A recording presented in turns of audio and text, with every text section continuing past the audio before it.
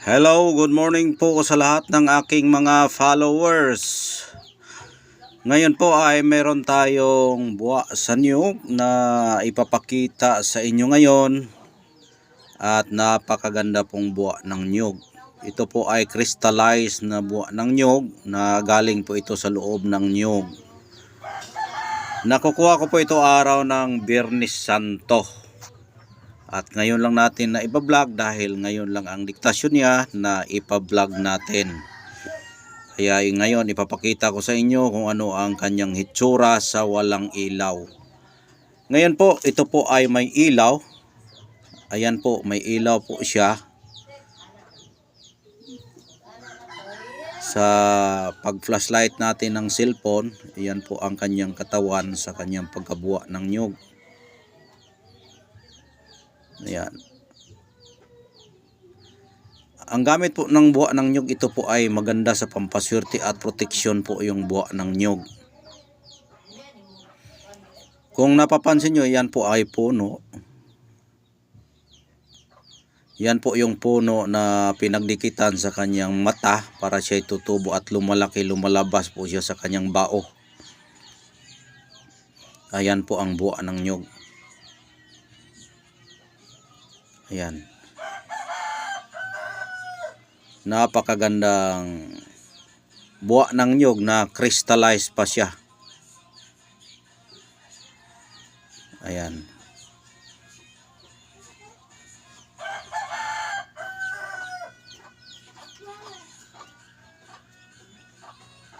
Ang gamit sa buwa ng niyog, pampaswerte at pamproteksyon. Kung espiritualin mo yung ugali ng niyog, yan po ay napakaraming gamit. Simula sa kahoy, walis, lahat pong magamit sa bahay ay pwede nating magamit. Yung katawan ng niyog o puno ng niyog, maraming magamit po yan. Maraming magamit, kaya maganda ito pampaswerte. At sa proteksyon naman, yung niyog, maganda rin yan sa katayuan ng tao. Kahit nga ibagsak ka pa, ilaglag ka pa, hindi ka basta malalaglag. Dahil nga po, yung bunga ng niyog, kahit malaglag, tutubo at lalago pa rin yan. Kaya mahirap malaglag po yung niyog. Dahil sa spiritual na paglaglag kasi, kung halimbawa ikay may mga kaibigan o mga kasamahan mo sa trabaho, kung ilaglag ka sa grupo, hindi ka basta-bastang mabuwal nila dahil ikaw po ay merong buwa ng niyog. Dahil ang buwa ng niyog ay maganda yan sa laglagan. Hindi yan basta-basta malaglag dahil yan ay matitigas at matatapang at napakaswerte po yung buwa ng niyog. Ayan po ang ibig sabihin sa spiritual na pagbasa sa buwa ng niyog. At pampahaba po ito ng buhay, yung buwa ng niyog. Dahil kung hindi mo lang putulon yung niyog, yung puno niya, maabot po yan ilang taon.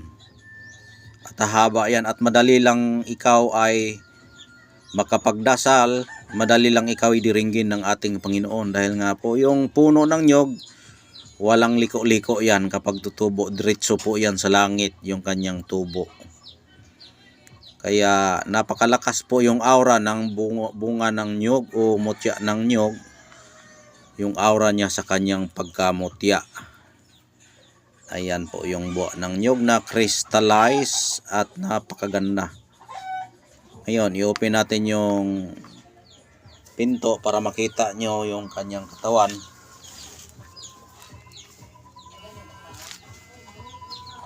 Ayan po yung personal na kanyang pagkamutya kapag walang flashlight.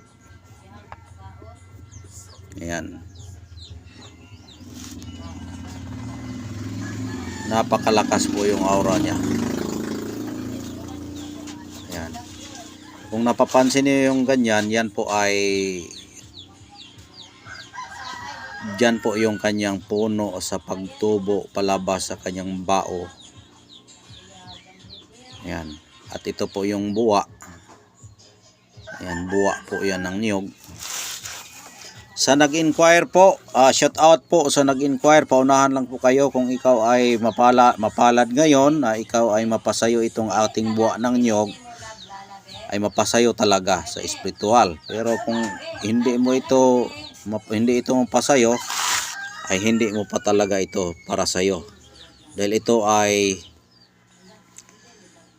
kusang loob ito makikita at kusang loob ito makukuha sa pamamagitan na yung pagtingin ikay gabayan ng ating kalikasan na ito'y mapasayo, ay parang tubig lang po yung pagkakuha.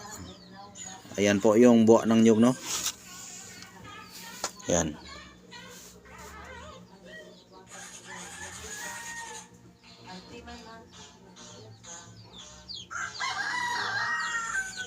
Paunahan na lang po dahil nga yung nag-inquire, kung kursunada mo ito, ngayon na-i-vlog ko na, siguro hindi ito maabutan ng 24 hours, mapasayo ito.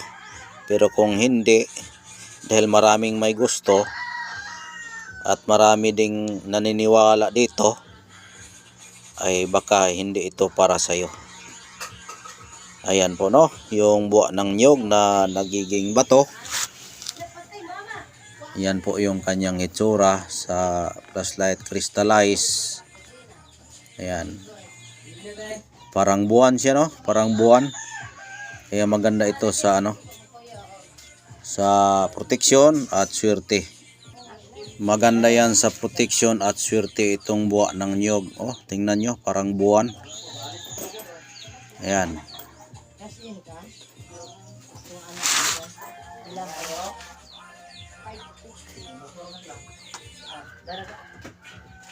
Napakalakas po yung aura niya, no? Ayan.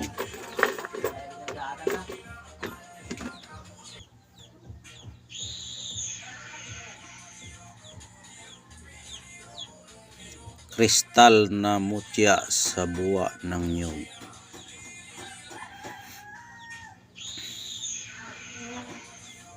Ayan. Napakaganda po yung kanyang pagkabuwa. Kristal na kristal. At plain po yung kanyang yung kanyang grano, plain, hindi katulad ng nakuha ko, solido, bilog. Ito kasi ay hindi pa ito masyadong masyadong lahing po yung kanyang bunga. Dahil ito po ay tumutubo sa babaw, ibaba yung sa lupa.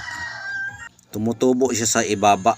Oh, yun, ibaba yung tinatapok na namin, yung gitapok na mo, tapos mitubo siya. Pagtubo niya, dili pa kay tantulahing, hindi pa masyadong matigas. Ayan, tumubo na siya. Kaya yan ang dahilan na ganito ang itsura. Kristal siya, no?